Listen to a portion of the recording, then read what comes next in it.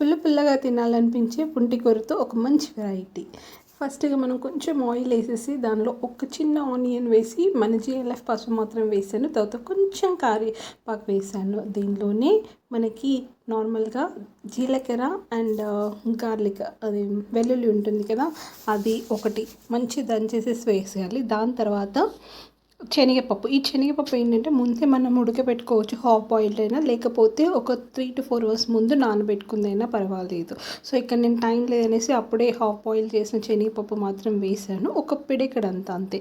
దాని తర్వాత కొంచెం వేయించిన తర్వాత ఒక పిడికెడంతా గోంగూర అంటే పుంటికూర వేసాను. And at the same time మళ్ళీ టమాటోస్ కూడా ఒక 2 వేసాను అంతే, కొంచెం పెద్దగా ఉన్నాయి. సో ఇవి అన్నీ వేసేసి కొంచెం సాల్ట్ వేసేయాలి. సాల్ట్ కంప్లీట్గా 1 స్పూన్ అయితే పడుతుంది. దాని తర్వాత మన జిఎల్ఎఫ్లో ఉన్న కారం పౌడర్. ఈ కారం పొడి ఇంట్లో పట్టించింది, చాలా టేస్టీగా ఉంటుంది. చూడండి ఎంత మంచి కలర్ఫుల్గా ఉంది. ఏ కలర్స్ కలపలేదు, ప్రిజర్వేటివ్స్ కలపలేదు, కానీ మంచిగా ఉంది. సో ఈ జిఎల్ఎఫ్ కారం చాలా టేస్టీగా ఉంటుంది. మీకు కావాలి అనుకుంటే మాత్రం నాకు వాట్సాప్ చేయండి.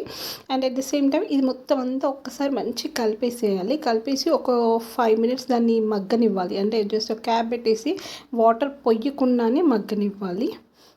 దానిలో ఉన్న వాటరే కొంచెం లైట్గా ఉడికేసేసి మనకి ఇలా అయిపోతుంది అనమాట. దానిలో ఉన్న వాటర్ ఎవాపరేట్ అయిందంటే కూర అయిపోయినట్టే. సో ఈ గోంగూర, టమాటో అండ్ శనగపప్పు చాలా టేస్టీగా ఉంటుంది. గోంగూర, టమాటో, శనగపప్పు.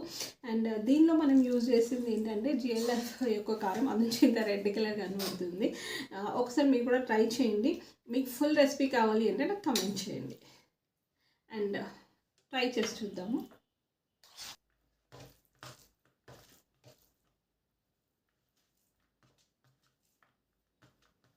ఎక్కువ పుల్లగా అయితే ఏమి ఉండదు, ఎందుకంటే టమాటోస్ వేసాం కాబట్టి.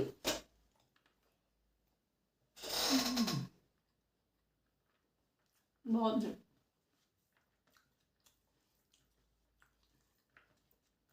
అన్నీ కలిపి బాగుంది.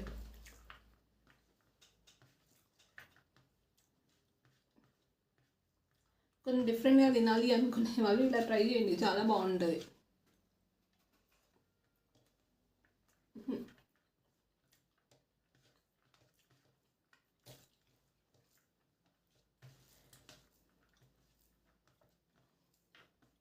ఒకవేళ ఈ పుంటికూర, టమాటో అండ్ శనగపప్పు కర్రీ మీకు నచ్చినట్టయితే లైక్ చేయండి, షేర్ చేయండి, సబ్స్క్రైబ్ చేయండి.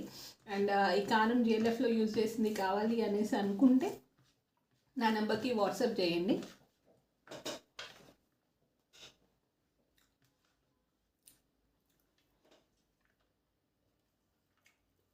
చాలా బాగుంది, అసలు ఎక్కువ పుల్లగా లేదు, ఎక్కువ స్వీట్ లేదు, అసలు మంచిగా ఉంది. అంటే ఇది ఒక different type of dish type ఉంది. మనం ఏదైనా ఈవెంట్స్లో వెజిటేరియన్ తినేటప్పుడు ఓన్లీ వెజిటబుల్స్ తినాలి అన్నప్పుడు ఇది ఒక డిఫరెంట్ టైప్ ఆఫ్ డిష్ కూడా ఉంటుంది అండ్ ఇష్టపడతారు కూడా.